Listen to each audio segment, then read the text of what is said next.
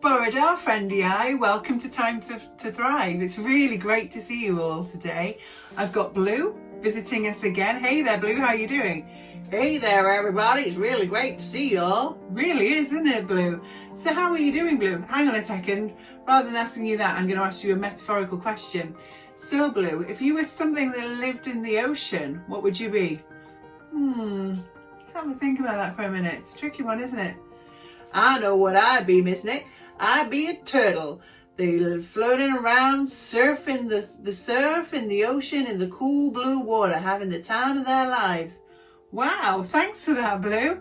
I take it you're feeling pretty upbeat today, is that right? You betcha. I see. I think if I was something that lived in the ocean, I'd be a jellyfish. A little bit wobbly, a little bit wibbly, a bit wobbly, floating around, you know, just taking in the sights as I go, having a good time. That's how I feel today. So if you were something that lived in the ocean, what would you be? And that's a really great question that you can ask other people as well, isn't it? It sure is. So we've got a lot of exciting things going on today. We are going to be doing a rainbow collage. We've got the hula hoop challenge and we're going to be listening to another lovely story. So should we get on with it? I should say so. Okay. Here are some of the things that you will need to make a rainbow collage. Some tissue paper or some coloured paper or card. You can colour this in yourself if you don't have any to hand. Some paper, card or contact paper. A pen or pencil for drawing your outline. A pair of scissors for cutting out. Ask for help if you need it. Begin by drawing the outline of your rainbow on your paper, card or contact paper. Remember that you need 6 arches to go inside of each other to create your rainbow shape. In the outer layer of your rainbow, begin adding your red coloured tissue paper or card to that layer. Next, add an orange layer after the red layer, and then after that, add a yellow layer.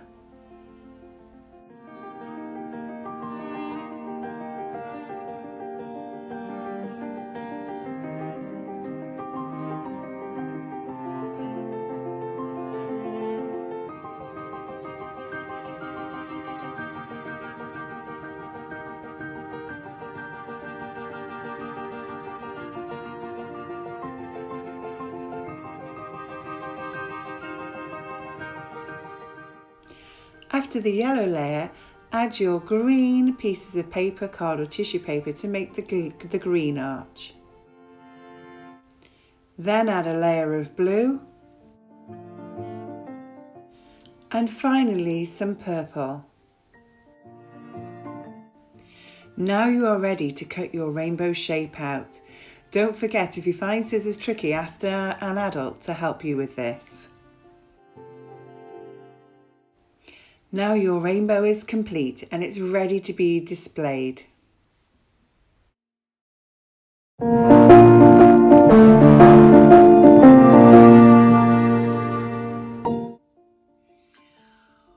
Well, Blue, it's that time of the session again where we need to revisit the hula hoop challenge. Now, I have been practicing this every day for 3 days. This is my 4th day. It's day 4, okay? And so far, I haven't actually managed to achieve it. But the whole point of this resilience challenge is that I don't give up, that I keep practicing. So I've watched some YouTube videos to try and give you some pointers. So let's see if today I can improve that at all. I reckon you just gotta go for it, Miss Nick. You just gotta give it a real good try, okay? Just try your best. That's all you can do, isn't it? Don't worry if you don't succeed at first. You just gotta try again. Keep on going. Don't give up. Sounds like good advice, doesn't it? Let's see how I get on.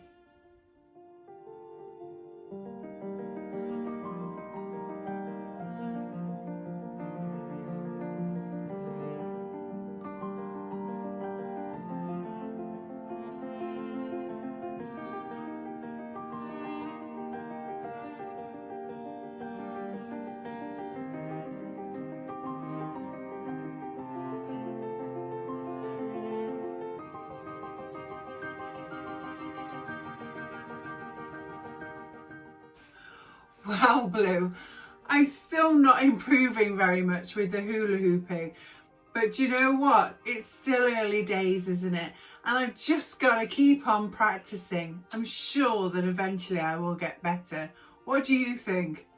That's right, Miss Nick. You've only been doing it 4 days. You're bound to get better soon. Just keep practicing. Remember that perseverance. Don't give up. Such good advice, isn't it? Today's story is called I Feel Something, and it's written by DJ Corchin. This is a really lovely book. It's got some really fantastic and bright and vibrant pictures in it. And it talks about our different feelings and our different emotions and the different sensations that we experience in our body when we feel those feelings and those emotions. And you know what? It's different for every single person. So for what I might experience when I'm feeling sad, angry or happy might be completely different for you. And this book explores that in a really fun way. Let's have a listen. Sometimes I feel something. It's hard to explain. It's not quite a feeling. It's not quite a pain. Inside of my body is like a runaway train. The things that I'm feeling make no sense in my brain. Sometimes I feel furious when I thought I was fine. My heart was just racing, but I missed all the signs. Suddenly I'm screaming, and I'm no longer kind. Then I realise I'm just hot in this sweater of mine. I'm surprisingly anxious and might start to cry. When I'm really hungry for this big piece of pie, I'm thinking I'm scared of the noises close by. But it's just my own heart going thump, thump inside. I could try meditation and scan all my parts. I could draw all my muscles and make some muscly art. I could take a few guesses of the speed of my heart, then write them all down on a glittery chart. There's things that I sense that are inside of me. I could be hungry or sick, or just have to pee. Although sometimes I feel like I don't have a guide. I'm learning to share when I feel something inside. One of the things that this book explores is using meditation as a great way of calming yourself down and regulating yourself. And I'd like us to have a bit of a practice doing a mindful moment now. We're going to practice a breathing exercise that I call bee breathing, which is a really fun exercise to do. And what we know about mindfulness and breathing exercises is that by a long exhale, by breathing out for a longer time, it actually helps to calm us down. It slows our heart rate and it helps us to become a lot calmer. So if we're feeling really excited or really angry or a little bit worried or sad, it's a really great way for us to practice some breathing, and we can sense into our bodies and find out what's going on inside of us. And then when we sense it, we can just acknowledge it and we can just label it and say, gosh, you know, I've got a tight feeling in my chest, or I've got butterflies in my tummy. And by labeling it and naming what's happening inside our bodies, it helps us to manage it.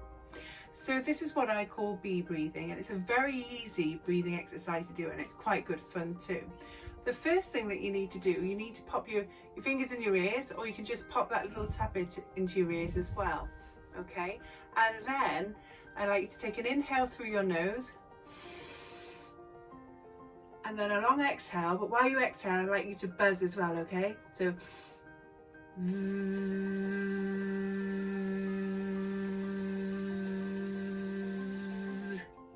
quite tickly. It's quite a fun thing to do. Should we do 3 of them? 1, okay, inhale. And then exhale, breathe out.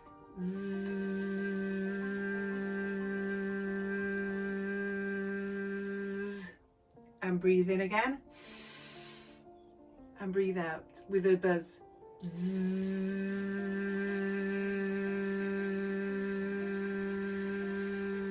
And one more for luck.